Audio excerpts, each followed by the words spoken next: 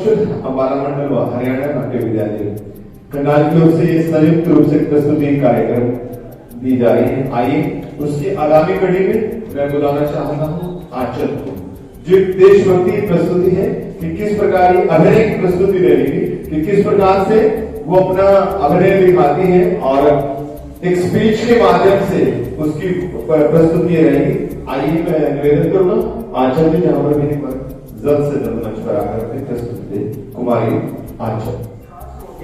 हमारी बटालियन के ड्राइवर अर्जुन सिंह जी कुछ बोलेंगे। अरे नहीं भाषण देंगे। अरे जाओ। लेकिन सर मैं तो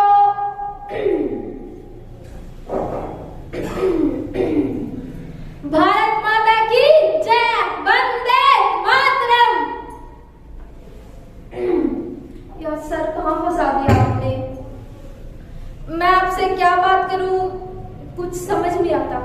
मैं ठहरा फौज का ड्राइवर, साहब ने कहा बोलने को तो मैं आ गया। हमारी भारतीय सेना पर तो सबको गर्व है, मुझे भी गर्व है। हमारे फौजी भाई जी जान लड़ा कर लड़ते हैं, चाहे वो भारत माँ के लिए हो या माँ के भेजे लड्डुओं के लिए। पर मैं थोड़ा डरता हूँ, क्योंकि यहाँ एक जंग खत्म नहीं होती तो दूसरे की तैयारी शुरू हो जाती है। मैं एक दिन सोच रहा था कि सरहद की रक्षा क्यों करनी पड़ती है। शायद सरहदें हैं इसलिए, लेकिन सरहदें बनाई क्यों गई है। जितना समझता हूँ उतना कहता हूँ। प्यार तो बड़ी आसान सी चीज है ना। मैं तो कहता हूँ एक दिन बंदूक में बारूद की जगह गुलाल कर देते हैं। थोड़े रंग उनके यहाँ आएंगे, थोड़े रंग हमारे यहाँ आएंगे, गोली की जगह होली हो जाएगी, सबको मजा आएगा। है ना। लेकिन ऐसा नहीं हो सकता। मैं लड़ाई के खिलाफ नहीं हूँ, पर तेरा देश मेरा देश कहने की बजाय हम सब आपस में मिलकर क्यों नहीं लड़ते। दुनिया में कितनी बुराइयां हैं वो खत्म नहीं करते, बस सीधा टैंक लेकर निकल पड़ते हैं सरहद पार।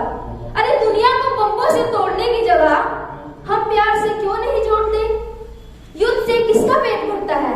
विनाश फिर भी होता है, बाढ़ें फिर भी आती है, तूफान फिर भी आता है। अरे हमें हथियार की नहीं, जीने के लिए प्यार की जरूरत है, इंसानियत की जरूरत है। माफ करिएगा अगर मैंने कुछ ज्यादा बोल दिया हो तो।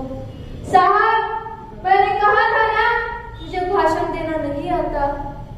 जय हिंद जय भारत। शहादत का नशा हर किसी के लहू में हो नहीं सकता। ये नजराना साहिबे ईमान देते हैं और वतन से प्यार करने का दावा तो सब करते हैं, पर वतन को चाहने वाले वतन पर जान देते हैं।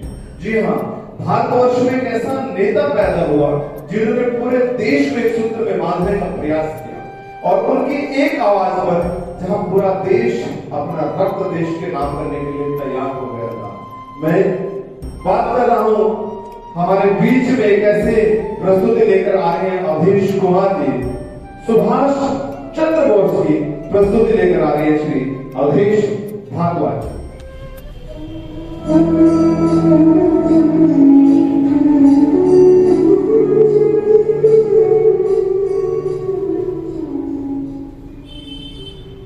बापू, क्या आपको भी मेरे पे भरोसा नहीं रहा। बापू, आपने ही तो पहली बार मुझे कांग्रेस का राष्ट्रीय अध्यक्ष बनाया था, जबकि मैं देश निकाले पे था।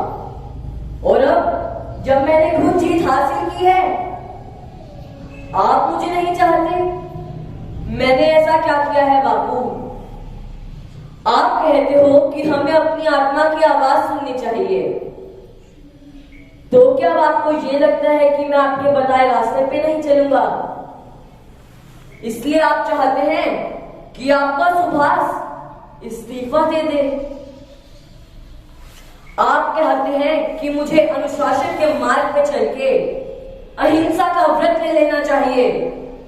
अहिंसा एक समय में बहुत अच्छा हथियार था, मैं मानता हूं बापू, पर वो समय शांति का था। जबकि आज पूरी दुनिया में जंग के नगाड़े बजाए चल रहे हैं, तो अहिंसा की बांसुरी कौन सुनेगा बापू, कौन सुनेगा।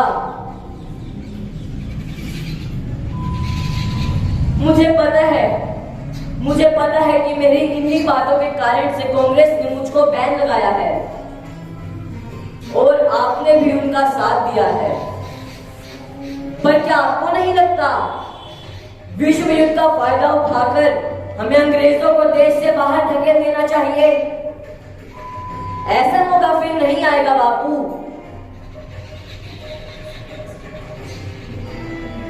मानता हूं कि आपने देशवासियों से पूछ के सत्याग्रह की अपील की है, पर अकेला चना भार नहीं फोड़ सकता बापू, इससे कुछ नहीं होगा। और वैसे भी मुझे पता है कि आपने कांग्रेस से निष्कासित करके आजादी की लड़ाई में हमारे रास्ते अलग बना दिए हैं। पर क्यों? आपने ऐसा क्यों किया बापू? क्या हमारी मंजिल एक नहीं है? आजादी। आप इस तरह मुझे अलग नहीं कर सकते बापू।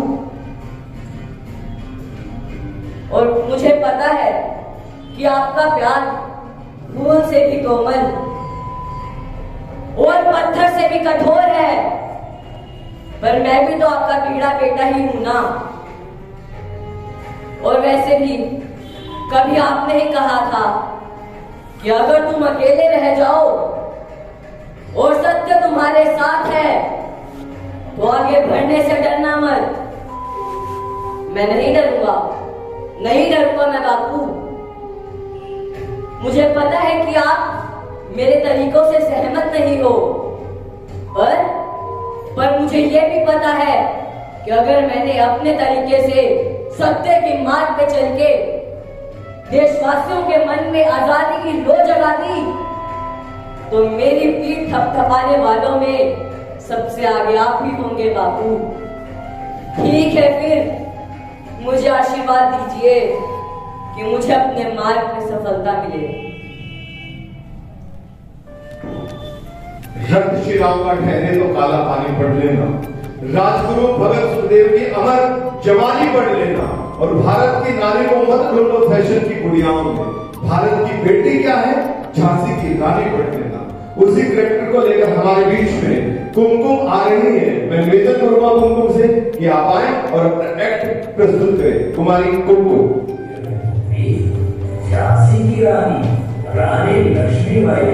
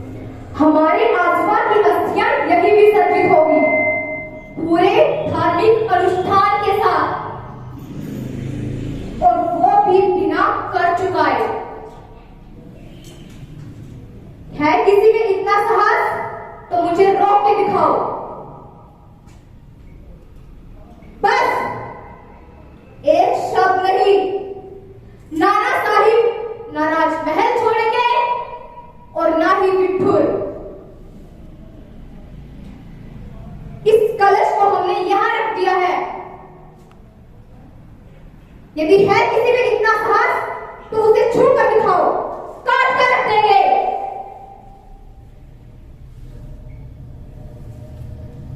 अब हमारे आजूबा की बस्तियां तभी विसर्जित होगी जब तुम इस कलश के आगे अपने घुटने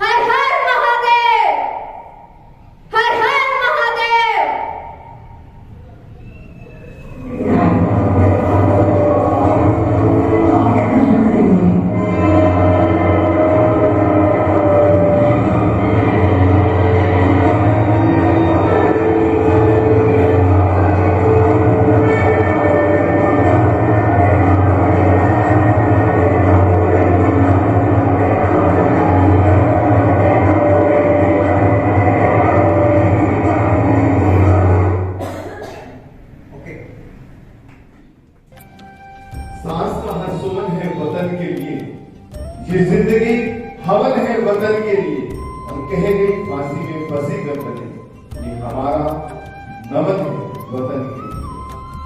भगत सिंह के किरदार में हमारे दरमियान आ रहे हैं राजेंद्र कश्यप जी।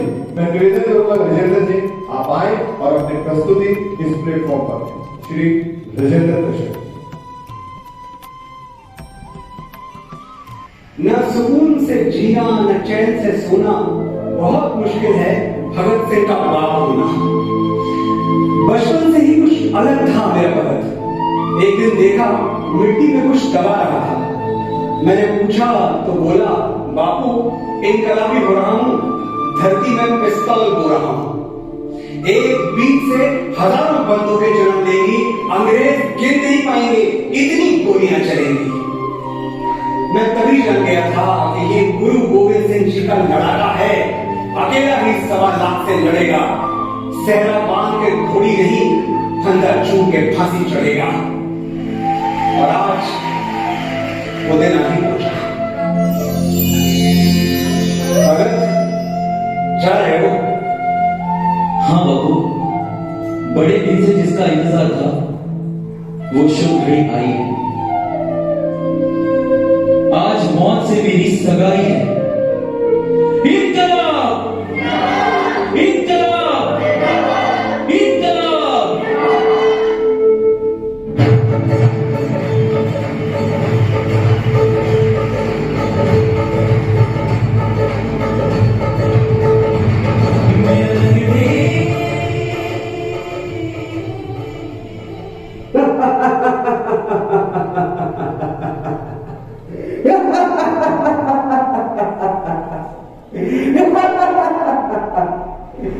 क्या सोच रहे हो?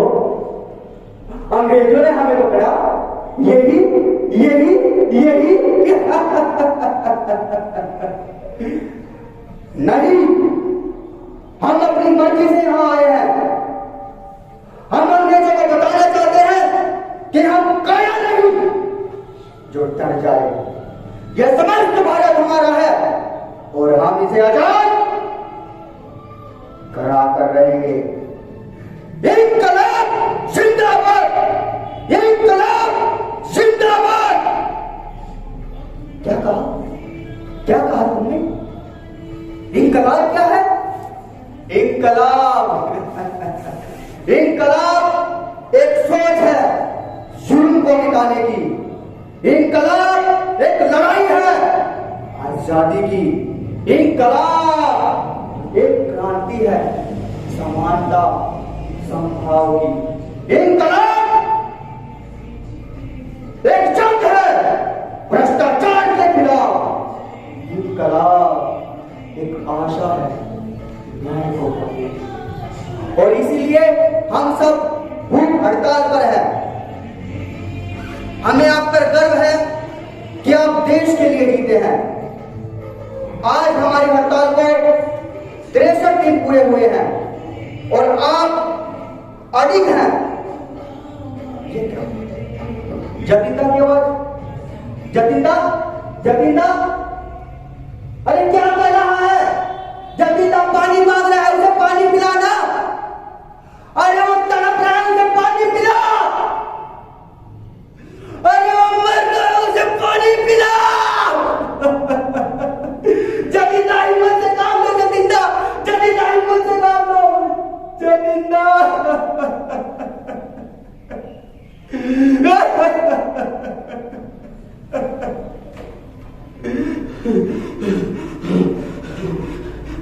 सर्वनाशी की तमन्ना अब हमारे दिल में है।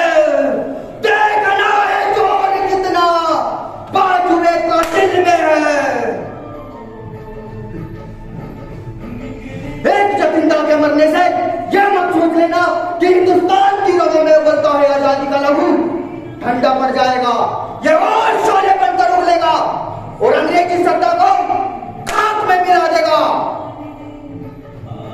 पंजाब, सिंध, गुजरात, मराठा समस्त भारत को आजाद करना है। हम जीते हैं इसलिए।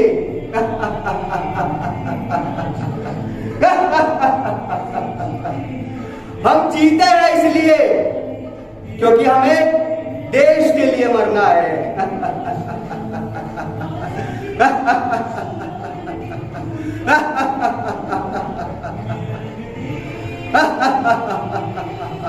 इंकलाब जिंदाबाद, इंकलाब जिंदाबाद।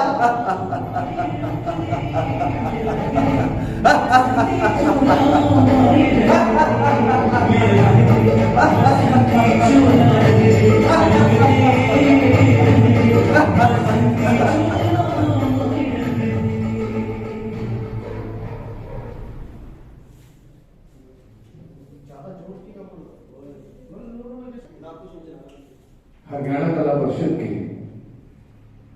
निर्णय लिया है हरियाणा कला परिषद ने कि हरियाणा कला परिषद अम्बाला मंडल ने निर्णय लिया है कि 75वें आजादी के अमृत महोत्सव के उपलक्ष्य में हमने 75वीं प्रस्तुतियां करनी है। उसी कड़ी में आज हरियाणा नाट्य विद्यालय के साथ मिलकर हरियाणा कला परिषद अम्बाला मंडल का यह कार्यक्रम चल रहा है। आइए मैं आग्रह करूं उस विभूति से जिनके असंख्य स्टूडेंट विभिन्न कॉलेजेस में अलग अलग मंचों पर अपनी प्रस्तुतियां देते हैं। वास्तव में वो एक फनकार के साथ साथ एक कलाकार के साथ साथ बहुत अच्छे डायरेक्टर हैं और हमारा सौभाग्य रहा है कि हमें भी उनके डायरेक्टरशिप में कार्य करने का अवसर मिला है। जी हाँ, बिना किसी भूमिका के एक शब्द के साथ कि बेपनाह मोहब्बत है आपसे, कि बेपनाह मोहब्बत है आपने, इसलिए आपको बुलाया है ताकि दुनिया वाले भी देख सके हमारे सरों पर किसी का साया है। आदरणीय श्री कौशलेश भारद्वाज जी हमारे दरमियान है। मैं निवेदन करूंगा सर कि आप भी आए और अपनी प्रस्तुति दें। श्री कौशलेश भारद्वाज।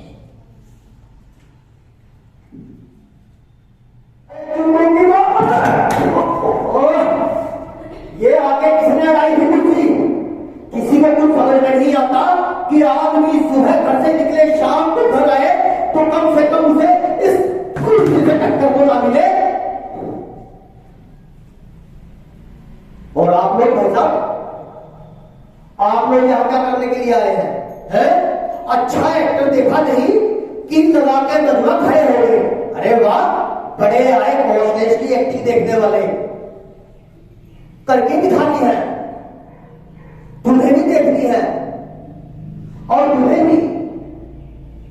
तो फिर कोई बात नहीं, किस्सा शुरू करते हैं। किस्सा आपको सुनाते हैं दूध का। और दूध की बात आती है तो घर के बच्चे की बात आती है। अब घर के बच्चे की बात आती है ना तो आफत की बात आती है। आफत की पता कैसे? यही तो किस्सा है जो मैं आपको सुनाने जा रहा हूं। तो बात चल रही थी दूध की। अब बच्चे के लिए घर में दूध चाहिए। कई जगह पे दूध के बारे में बात कि भाई अच्छा दूध मिले, बच्चे को अच्छा दूध पीने को मिले। कई जगह चेक किया, कई जगह रिजेक्ट किया, कई जगह बदला, पर ना कहीं भी कोई सॉल्यूशन इसका नहीं था। अब भी हम तो ठहरे नौकरी पेशा आदमी। अब नौकरी पेशा आदमियों के लिए कहीं किसी तरफ कहीं किसी तरफ रोज ट्रांसफर होती रहती है। तो हमने सोचा कि भाई ट्रांसफर की समस्या से बड़ी तो दूध की समस्या है। अब ये दूध की समस्या को सुलझाए तो कैसे सुलझाए? सोचा कि इस समस्या का समाधान ही हो जाएगा, ये पूरी समस्या ही धराशायी हो जाएगी। क्यों ना एक बकरी घर पे खरीद के रख दे। आपको भी हंसी आ रही होगी कि ये नौकरी पेशा आदमी जो महीने में 1 से 1.5 लाख रुपए कमाता है, वो बकरी घर पे रख के कैसे उसे पालेगा, कैसे उसके लिए चारा लाएगा, कैसे उसका दूध निकालेगा? अब आप सोच रहे होंगे ना कि आजादी के अमृत महोत्सव के इस कार्यक्रम में मैं दूध कहां से ले आया? भाई बहुत बड़ा कनेक्शन है। हाँ, अभी आप आगे आगे सुनते जाएंगे तो आपको अपने आप पता चल जाएगा कि क्या कनेक्शन है। क्योंकि हम जैसे जो मिडिल क्लास परिवार के लोग हैं वो हमेशा इन छोटी छोटी बातों में मग्न होकर रह जाते हैं, लेकिन हमें जिंदगी के इन छोटी छोटी बातों का पता भी नहीं चलता। अब बात कर रहे थे दूध की, तो भैया फिर दूध पे आ जाते हैं और हमने एक बकरी घर पे खरीदी। अब भाई साहब वो बकरी जैसे ही हमारे घर में आई और उसके आफत से जो हमारे ऊपर आफत आई उसका बखान करने के लिए मेरे पास शब्द नहीं है। कैसे मैं रोज सुबह ऑफिस के लिए निकलता, फिर शाम को छुट्टी होने के बाद घर पे आता, घर पे आके देखता तो बकरी मेरे दरवाजे पे बंधी हुई मैं करती रहती। फिर मैं उसकी रस्सी पकड़कर बाहर चराने के लिए चला जाता। अब 1 से 1.5 लाख रुपए कमाने वाला इंसान बकरी की रस्सी पकड़े पकड़े अरे अरे अरे अरे चल वो बकरी पालते पालते मेरी ऐसी हालत हो गई थी कि वो बकरी मुझे मेरी सोकर नजर लगने लगी थी। अब देखो ना, उसको पालते पालते उसको चारा खिलाते खिलाते मेरी जुबान भी लड़खड़ाने लगी है। अब करूं तो क्या करूं? बच्चे का सवाल है, चल बच्चे को पालना है तो ये दूध की व्यवस्था तो करनी पड़ेगी और दूध की व्यवस्था की सोल्यूशन करनी है तो ये बलहून घर में पालनी ही पड़ेगी। अब एक दिन मैं इस बकरी के लिए एक खेत में एक घास लेने के लिए चला गया। अब उस खेत में मैंने देखा कि एक नीम का हरा भरा पेड़, हरी हरी पत्तियां, वहां पे एक फैला हुआ पेड़ खड़ा था। मैंने सोचा ये पत्तियां खा के तो बकरी मालामाल हो जाएगी। मैं पेड़ के ऊपर चढ़ गया और पत्तियों को तोड़ नीचे गिराने लगा। सोचा कि बकरियां पत्ते खाएगी और मालामाल हो जाएगी। लेकिन इतने में ही देखा वो माछी कहीं से आ निकला और उसने मुझे वहां से गालियां देकर भगा दिया। मेरी ऐसी हालत इस बकरी ने की, मेरी ऐसी हालत इस बकरी ने की, लेकिन किसके कारण की? उस बच्चे के कारण की। वो छोटा सा बच्चा जब बड़ा हो जाएगा तो बात ना सुनेगा, कहेगा आपने मेरे लिए क्या किया, कौन सी जायदाद छोड़ी और मैं उल्लू के पट्टे तेरे लिए मैंने बकरी चराई। लेकिन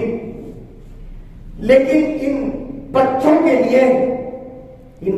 लिए हमें इतना लापरवाह नहीं होना चाहिए। एक दिन की बात है, मैंने एक नौजवान युवा गली में से निकल रहा था और बुलेट पर भगत सिंह के गाने की आवाज लगा के बुलेट में से पटाखे बम फोड़ते हुए जैसे ही वो घर के आगे से निकला और मेरे पैर से टकरा कर गिर गया। भगत सिंह की तस्वीर लगी हुई टी शर्ट डाल के वो लड़का अपने आप को भगत सिंह समझ रहा था। वो भी किसी का बेटा था, वो भी किसी का भाई था। मैंने पूछा तुम इतना तेज क्यों यहां से निकल रहे थे? तो वो बोला सर मेरी प्रेमिका हाँ मेरी प्रेमिका सिमरन मेरा इंतजार कर रही थी। मैं उसी से मिलने जा रहा था, अगर मैं लेट हो गया तो वो मुझसे शादी नहीं करेगी। अच्छा तो तुम अपनी प्रेमिका से मिलने के लिए जा रहे थे? हाँ सर हाँ। तुम अपनी प्रेमिका से इतना प्यार करते हो? बिल्कुल करता हूं सर, बहुत करता हूं। मैं अपनी प्रेमिका को बहुत प्यार करता हूं। तो क्या तुम अपनी प्रेमिका सिमरन के लिए जान भी दे सकते हो?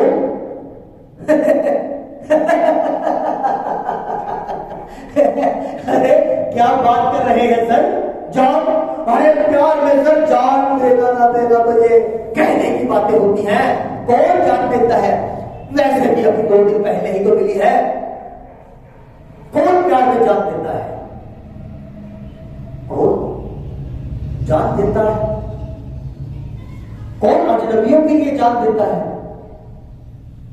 तो फिर वो कौन है? वो कौन है सरहदों पे जो हमारे देश की सुरक्षा के लिए अपनी जान दे देते हैं? क्या तुम उन्हें जानते हो? क्या तुम जानते हो उन्हें? क्या वो तुम में से है? तुम्हारा भाई है? तुम्हारा बाप है? नहीं जानते ना? लेकिन वो हमारे लिए जान दे देते हैं। किस लिए? हमारे देश के लिए, हमारे देश की शान के लिए। इसीलिए कहता हूं कि अपने बच्चों को लाड़ दो, प्यार दो, उन्हें मजबूत बनाओ, लेकिन उस देशभक्त भगत सिंह की तस्वीर को खराब करने वाला ना बनाओ। क्योंकि वो देशभक्त सिर्फ देशभक्त ही नहीं, अपने आप में एक विचार था। अपने बच्चों को उस विचार से अवगत करवाओ और सच्चे देशभक्त भगत सिंह की भूमिका में उसके चरित्र से अवगत करवाओ। जय हिंद। आजादी के अमृत महोत्सव में आज के कार्यक्रम में हम समाप्त तो नहीं रहेंगे, हम आज विश्राम लेंगे। आइए इससे पहले कि इस कार्यक्रम में हम विश्राम लें, मैं इस महान शख्सियत को आपके दरमियान लेकर आऊं जिनकी बदौलत ये सब कुछ संभव हो पाया है। कहते हैं कि उनके विचार, उनकी बात इन 4 पंक्तियों में मैं आपसे साझा करूं। वो कहते हैं कि तुम्हें बुलंदियों पर पहुंचने की डगर देके जाऊंगा, तुम्हें बुलंदियों पर पहुंचने की डगर देके जाऊंगा और इन चेहरों को पढ़ने की नजर देकर जाऊंगा और इस दौर का सत्य तराशू हूं मैं, पत्थरों को बोलने का हुनर देके जाऊंगा। हमारे बीच में आदरणीय अतिरिक्त निदेशक महोदय हरियाणा कला परिषद आवार मंडल से श्रीमान नागेंद्र शर्मा जी विराजमान है। मैं बड़ी विनम्रता से आग्रह करूंगा सर कि आप भी आए और अपने विचार, अपना आशीर्वाद हम सब को दें। मैं आदरणीय कौशले जी से आग्रह करूंगा कि सर को मंच कर लेकर आदरणीय श्री नागेंद्र शर्मा स्वागत है।